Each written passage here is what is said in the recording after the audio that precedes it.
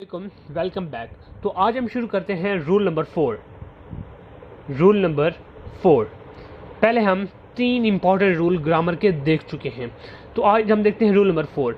ये क्या है? ये है subject verb agreement. This is one of the most important and most tricky part of the grammar. सबसे पहले हम अपने टाइटल को डिकोड करते हैं कि सब्जेक्ट क्या है, वर्ब क्या है और मेन है अग्रीमेंट क्या है। यानी सब्जेक्ट और वर्ब की दोस्ती करवानी है। यानी सब्जेक्ट क्या है, वर्ब क्या है और फिर अग्रीमेंट क्या है। यानी सब्जेक्ट और वर्ब का अग्रीमेंट करवाना है, दोस्ती करवानी है। Very important thing. यानी सब्जेक्ट को देखकर वर्ब लगाना है। और सबसे अहम बात कि सब्जेक्ट क्या है, वर्ब क्या है। अब देखते हैं। एक सेंटेंस सब्जेक्ट, वर्ब और ऑब्जेक्ट, इन 3 चीज़ों से मिलकर बनता है। कोई भी सेंटेंस इन 3 चीज़ों से मिलकर बनता है। उसमें सब्जेक्ट होगा, वर्ब होगा और एक ऑब्जेक्ट होगा। ये एक सेंटेंस का स्ट्रक्चर है। अब देखते हैं कि इसमें से सब्जेक्ट क्या होता है और वर्ब क्या होता है। वर्ब इज द एक्शन, जो काम हो रहा होता है। और हम जानते हैं कि मेन वर्ब और ऑक्सिलरी वर्ब, 2 टाइप्स के वर्ब होते हैं, वर्ब्स। और सब्जेक्ट क्या होता है? The person who is doing the action. वो आदमी या वो चीज या वो पर्सनैलिटी जो कि एक्शन परफॉर्म कर रहा हो, उसको सब्जेक्ट कहते हैं। और जो एक्शन हो उसको वर्ब कहते हैं। और ऑब्जेक्ट, जिस चीज के ऊपर काम हो रहा हो, उसको ऑब्जेक्ट कहा जाता है। एक बात देखिएगा, वेरी इंपॉर्टेंट रूल, कि एक सेंटेंस है, उसके अंदर क्या चीज होती है? सब्जेक्ट, वर्ब और ऑब्जेक्ट। ये एक कंप्लीट फॉर्म होती है। अब बात यह है कि हमारे पास पार्ट्स ऑफ स्पीच में से तो 8 पार्ट्स हैं। पार्ट्स ऑफ स्पीच याद रखिएगा कि कोई भी चीज़ उस वक्त ही सब्जेक्ट बन सकती है, या तो वो नाउन हो या वो प्रोनाउन हो। नाउन या प्रोनाउन के अलावा कोई भी चीज़ फिक्रे के सब्जेक्ट के तौर पर कभी भी नहीं आ सकती। किसी भी चीज़ को सब्जेक्ट होने के लिए या तो नाउन होना पड़ेगा या फिर प्रोनाउन होना पड़ेगा। इसके अलावा कोई कंडीशन नहीं है। We know there are 8 parts of speech, और इन 8 पार्ट्स ऑफ स्पीच में से सिर्फ नाउन, प्रोनाउन या वर्ब, इनके पास एबिलिटी है कि they can behave as plural और सिंगुलर। बाकी we know there are preposition, conjunction, interjection, वो उनके पास ये एबिलिटी नहीं है कि या वो सिंगुलर या प्लूरल के तौर पर एक्ट करें। अब हमने देख लिया कि सब्जेक्ट क्या होता है, जिसके बारे में बात हो रही हो, ठीक है। और सब्जेक्ट कोई भी चीज़ कब हो सकती है? या तो वो नाउन हो या प्रोनाउन हो। नाउन या प्रोनाउन के अलावा कोई तीसरा पार्ट ऑफ स्पीच सब्जेक्ट नहीं बन सकता सेंटेंस का, ठीक है। एक सेंटेंस का स्ट्रक्चर क्या होता है? सब्जेक्ट, वर्ब और ऑब्जेक्ट होना चाहिए। एग्रीमेंट क्या है? कि सब्जेक्ट के मुताबिक वर्ब लगाना है। सब्जेक्ट के मुताबिक वर्ब लगाना है। अगर सब्जेक्ट सिंगुलर है तो वर्ब भी सिंगुलर आएगा, और अगर सब्जेक्ट प्लूरल है तो वर्ब भी उसके अकॉर्डिंगली प्लूरल आएगा। यहाँ पर हमने बात की कि वर्ब 2 टाइप्स के होते हैं, मेन वर्ब और ऑक्सिलरी वर्ब। और सब्जेक्ट क्या होता है? The person who is doing the action, उसको हम कहते हैं सब्जेक्ट। और फिर हमने बात की कि कोई भी चीज़ जिसको सब्जेक्ट होना है, या तो वो नाउन होगी या प्रोनाउन होगी। और फिर हमने बात की कि 8 पार्ट ऑफ स्पीच में से नाउन, प्रोनाउन और वर्ब के पॉसिबिलिटी है कि they can behave as either plural और सिंगुलर। अब हम बात करते हैं कि सब्जेक्ट वर्ब अग्रीमेंट में किस टाइप के एरर आ सकते हैं।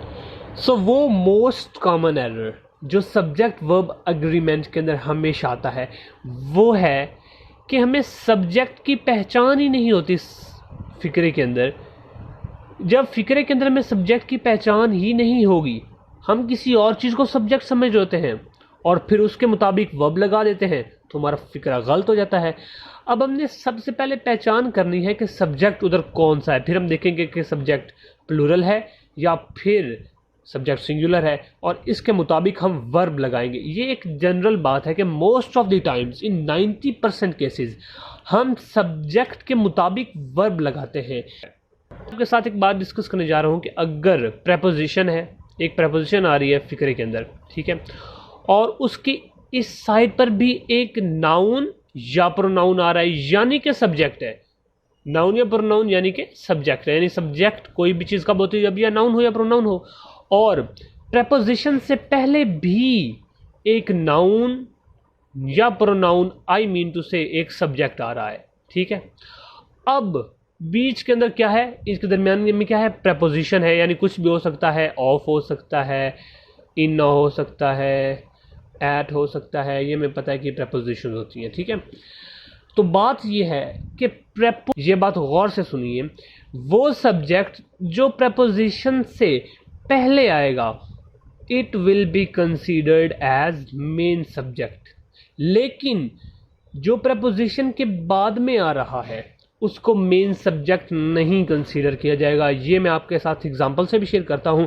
सब्जेक्ट वर्ब एग्रीमेंट को समझने के लिए बहुत अहम बात मैंने आपके साथ शेयर की है। सो जो मैंने अभी आपके साथ बात डिस्कस की है कि प्रपोजिशन से पहले वाले को मेन सब्जेक्ट कंसीडर करना है और बाद वाले को मेन सब्जेक्ट कंसीडर नहीं करना, इसको जस्टिफाई करने के लिए मेरे पास एग्जांपल है।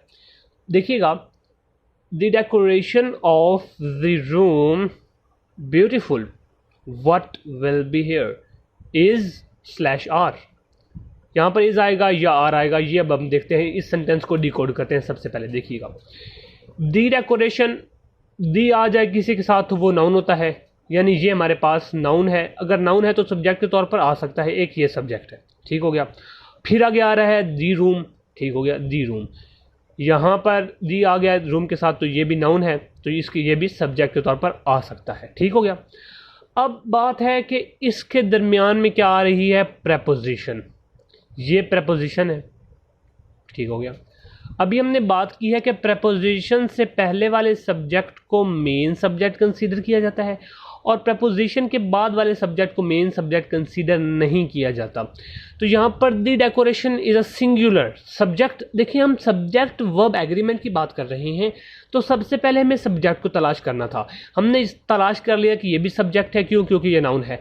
ये भी सब्जेक्ट है, क्यों, क्योंकि ये भी नाउन है, ठीक हो गया। अब हमने बात करनी है कि इसके साथ वर्ब कौन सा लगाएं, यानी सब्जेक्ट को तलाश कर लिया है, अब इसकी एग्रीमेंट करवानी है, वर्ब के साथ दोस्ती करवानी है। हमने देखा कि सब्जेक्ट जो प्रपोजिशन से पहले वो मेन सब्जेक्ट कंसीडर होगा और वो सिंगुलर है। The decoration is a singular, ये हमारे पास ये कौन सा है, ये सिंगुलर है, ठीक हो गया, ये हमारे पास सिंगुलर है।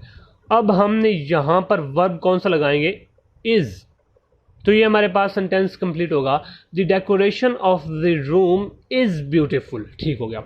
अब नेक्स्ट जो है एग्जांपल, इसको भी देखते हैं। ये है द डेकोरेशन, ठीक है, इसके साथ दा लग गया है, ये डेकोरेशन, ये भी नाउन है। अगर नाउन है मतलब सब्जेक्ट है। और अब ट्रिकी क्वेश्चन है, द रूम्स, ये भी नाउन है मतलब सब्जेक्ट के तौर पर आ सकता है। अब यहाँ पर ब्लैंक है, यहाँ पर या तो इज आना है या यहाँ पर आर आएगा, ठीक हो गया।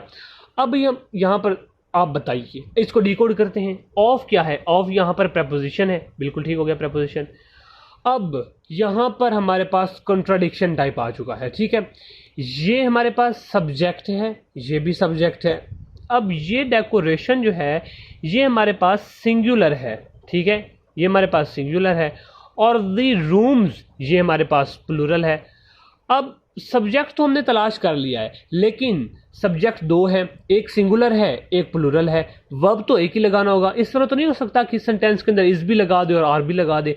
अब वर्ब तो हमें एक ही लगाना है, ठीक है, या इज आना है या आर आना है। अब बात यह है कि कौन से सब्जेक्ट के मुताबिक वर्ब लगाया जाए। रूम्स को देखेंगे तो हम आर लगाएंगे, और दी डेकोरेशन सिंगुलर इसको देखेंगे तो इज लगाएंगे।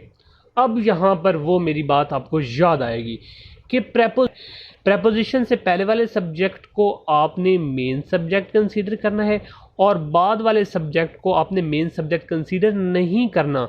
दी रूम्स हमारा यहाँ पर मेन सब्जेक्ट नहीं है, इसको आप निगलेक्ट कर दें।